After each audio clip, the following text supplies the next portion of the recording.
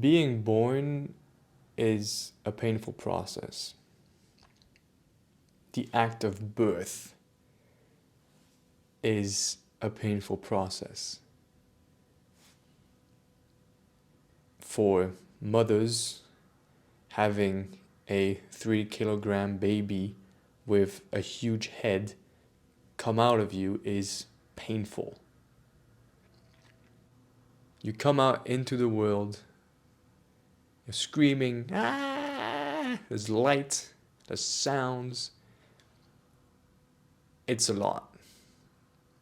Birthing is a painful process. But just like being born as a baby opens up new possibilities that weren't there before, in the same way, being born as an adult, being born as an individual, as an identity, as a person, offers new opportunities to connect and for deeper relationships. Now again, in my last videos, I've been talking about this process, this dialectic between our identity and our attachments. And that link between those two is something I think about every single day for the last 6 months. And I wanted to riff on that a little bit today. I want to riff on what I call, or what is called, and I specifically call it in my own thinking, an integration. Because as you know, you get to know who you are in relationships. And the more you know who you are, the better your relationships become, the deeper they can be. And the deeper your relationships, the more you know who you are. And the more you know who you are, the deeper your relationships. And it goes on like this. It's a dialectic. It's a helix of transactions between your identity and your attachments. They keep being in a synergy together. And so that's the dialectical model. But if we zoom in, keeping in mind what I said about being born is a painful process, if we zoom into what exactly happens across our development, across our life, to get to that integrated state, that integration, which we call a mature personality, but an integration really between me as an individual and the other, between me and relatedness as such. So let me use an example. I'm making a YouTube video right now. I'm providing content. I'm giving you ideas that I am giving you. I'm the one speaking here. I'm the one exposing myself, being vulnerable, being open, like so many. But so that's my self-definition. That's my autonomy and my initiative and my independence. But none of what I'm saying is possible without relatedness, without all the autistic people who have been on social media before me, who have created a space where this is possible. They've created that space in the world, but also in my own mind of, oh, I could do this too. Oh, that's a thing. Oh, So relatedness on that sense, but also relatedness of like the very ideas I have come from contact with professors, with myself, with others, with contact with the theories that I've learned, the theories that I've read about, and even the theories themselves rely on relatedness. They rely on words and concepts that weren't developed by the people who put up these theories. Like the word like identity.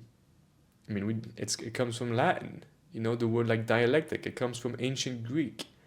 So just in what I'm trying to say is that in all of life, there's always this dialectic, even in something as simple as having a sentence, saying one thing like,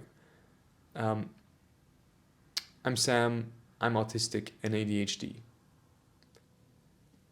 In that one sentence, or the sentence I gave at the beginning, being born is a painful process. Those those ideas are related to me but also to others. And they're an integration. And the more they're integrated, the more I have been recognized by others and seen by others, and I have seen myself see others see me, and I have been in relatedness, and I have expressed these ideas in a warm, trusting context of relationships, the better these ideas become, the more integrated I am.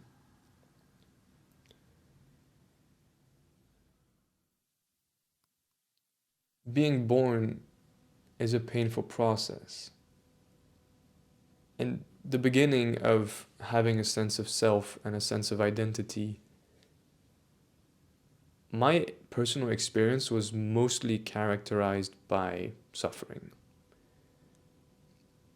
Growing pains are what they sometimes called. But I realized many months later that that suffering of existence was me being born again, of that pain was mine. I felt lost, I felt confused, which means I had an I exist. And that confusion and that sense of being lost was now recognized and understood as undiagnosed autistic person gets a diagnosis. This this idea, this thing that we explore on social media constantly and that we're talking about all the time and that we make sense of our experiences through, this is a way to reopen the dialectic, to say like, look, my individual personal experience belongs in a broader experience. It is a part of a whole, of relatedness. My personal suffering, my personal life, my journey is not an isolated one. It is unique, yes, but it is so similar and so parallel to so many late diagnosed neurodivergent people. Do you see what that is? That is a sort of, it's a dialectic. It's like my isolated experience, which I did not think would ever be part of a bigger whole, would be all of a sudden is. All of a sudden, the things, my experiences, I thought nobody's ever gonna relate to this. All of a sudden, people relate to it perfectly. Like, exactly. They have the same experience of stuff I thought nobody's ever gonna experience that. I mean, I literally thought nobody would ever understand me except if they would have to look through all my notes and, in a sort of diagnostic way, or in a sort of like, if I had committed a crime and I was in front of a jury and the judge, or if I was dead and people would like write an autobiography about me, then, only then could people possibly make sense of my life.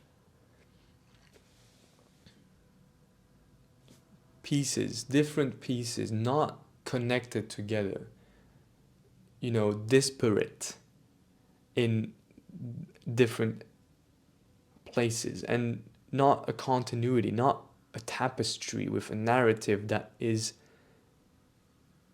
part of something bigger. Because every time I was trying to be part of something bigger, there was a mismatch.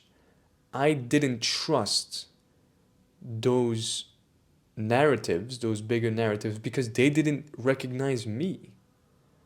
I didn't see myself reflected in them. It wasn't true in that way for me.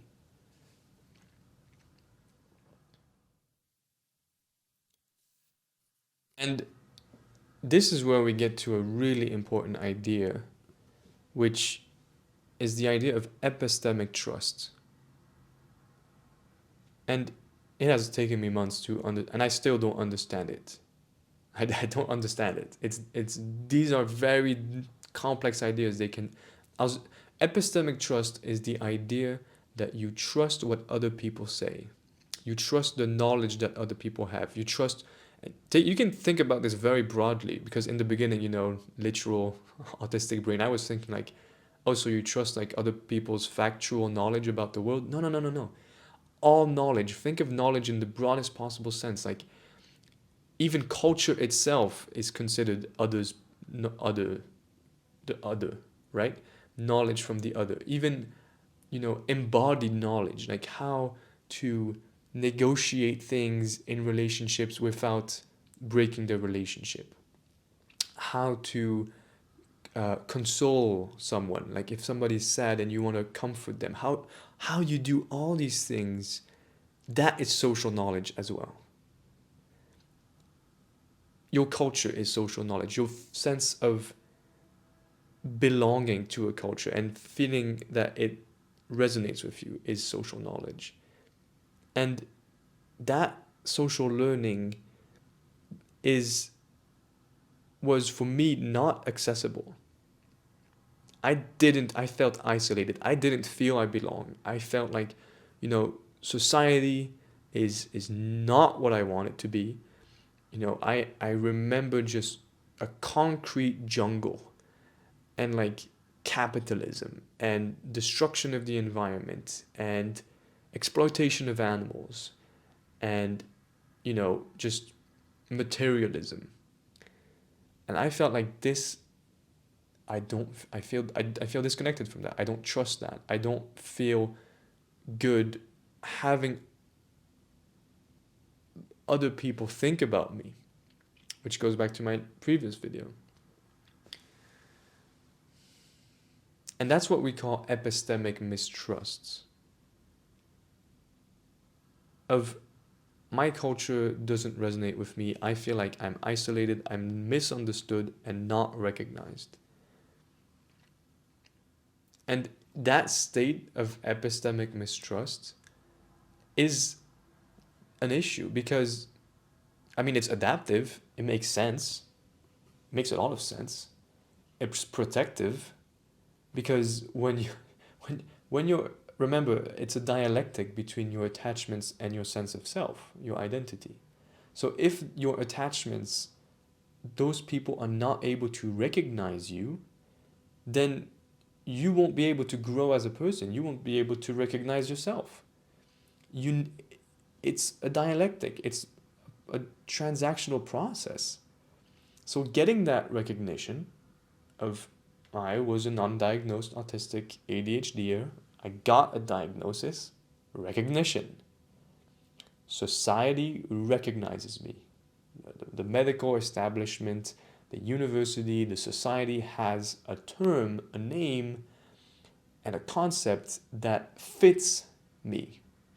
And that's the opening. That's the opening back into trust.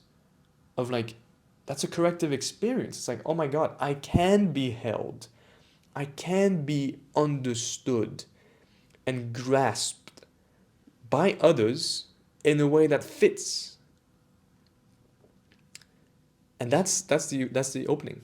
That's the opening. Now we're back. Now like, okay, if that can happen and you can be held and okay, I'm an autistic person, I'm an ADHD person, and that resonates, and it resonates because of social media, and I'm seeing that other ADHD people, and I'm like getting these huge emotional moments and just crying and recognition and being like, oh my God, like this is me, and it's like I am autism and autism is me, and we get those moments of fusion, of really union with the autistic community.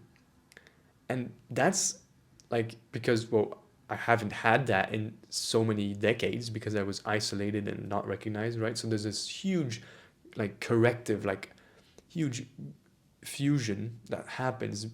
And in that relatedness, all this differentiation happen. I get all these like reflections of me. I get all these things of like, okay, that's me. Oh, that's me. Oh, that's me. And all these different people.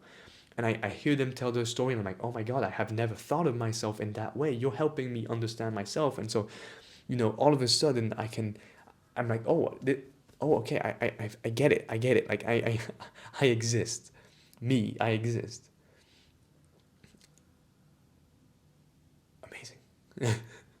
Amazing. Amazing. Because then I exist across time and I can see myself reflected in others. And I mean, it's making me emotional. It's just, it's such a different life. It's such a different life than the isolation of the mind where I was in that chaotic, fragmented, all over the place kind of patchwork of self. So, being born is a painful process. And I see this in my friends and the peers, the neurodivergent groups that I go to, and there's a lot of pain, there's a lot of searching and trying, and, you know, lack of recognition, and just not feeling like we belong, feeling like our experiences are isolated and are not part of something bigger, but they are. But it's a process, it's a journey, and that journey has ups and downs and moments of, like I was saying, of pain, of like, oh, I recognize myself in this person, but I don't like this person. You know, it's like, this is too close to me. I don't want this. No, no, no, no, no, no. That's a natural, totally normal process of personality development, of differentiation of who you are, and you're not these other people. But because of the huge fusion and union with them, all of a sudden they are able, because there's epistemic trust, and you trust their knowledge, you trust what they say, and but they say stuff or they are in a way that you're like, oh no, this is not good, or maybe there's internalized stigma. I for sure had a lot of stigma and stereotypes towards autistic people, and so I see autistic people who are unmasked and being, you know, self-confident and expressing themselves, and I'm like, no, no, no, no, no, don't do that, don't do that, don't do that. You're gonna get and it's something about me and my own process and how I've been rejected and excluded because of these same traits and behaviors, of these same autistic characteristics, these same characteristic ways of thinking and perceiving. A perfect example is how we are our detail oriented focus. We can call it monotropism, but really that focus, or bottom up processing, but that focus on details. And this is something I've been I've been excluded upon all my life. I've been told by others that I'm too detail focused, and at other times I've been told by others that I'm not detail focused enough. That maybe that's the ADHD part as well, but it's never good enough. It's never okay for others the way I am just as a person. And then that's one thing, but then you have the other core thing that so many of us hear is you're too intense. You're too intense. And then sometimes I'm not intense enough. So you can never it can never just be okay the way you are. And that's an issue, obviously, because development happens dialectically, and so having warm relationships with people who just recognize and understand you because they themselves are neurodivergent, then you get to have that acceptance and that understanding of yourself as well. We build that together. I am This is what I want to say to my friends, to my neurodivergent peers who I see in these peer groups and who I love so much, and I really, really respect and admire and love hanging out with them. I love them so much. I want to tell them, like, who I am today, the resilience that I have it comes from you. It comes from these interactions. It comes from us. It comes from relatedness and my own identity being in a dialectical interaction and going through development in that way, going through the growing pains. And I can't tell you, I this is the moment when I always get really emotional. So, um, yeah,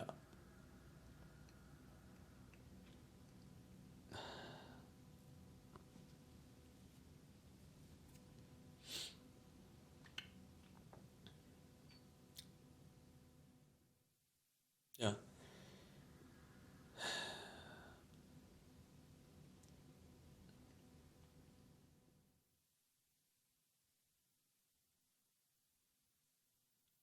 I hope I can inspire you, and as I was inspired,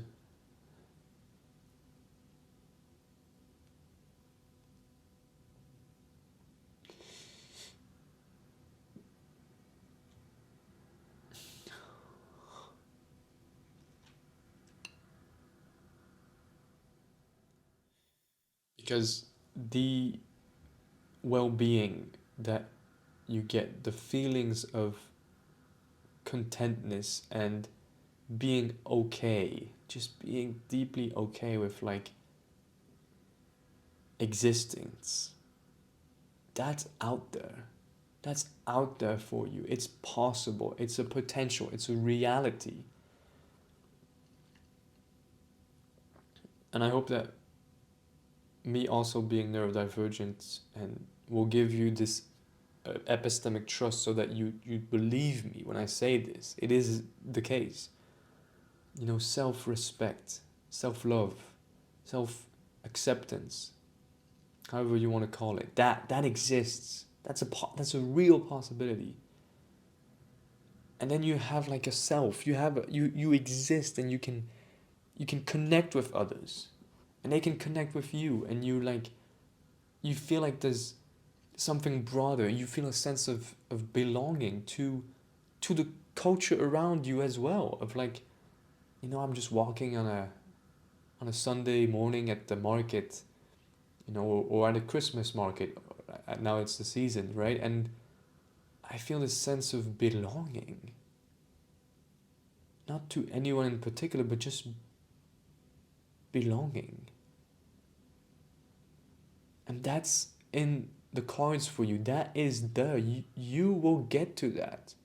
You will get to that thanks to belonging in neurodivergent groups, because that extends, that opens back up epistemic trust, which generalizes. Then you can learn from other people who are not neurodivergent. You can learn, at your job, at your education setting, at your school, wherever you are. You will encounter cultural knowledge and others who have information and knowledge that you can use, but you'll be able to access that again.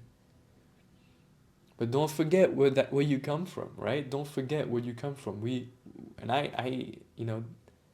come from the neurodivergent community. This is the birthing place of our rebirth. And it comes with growing pains.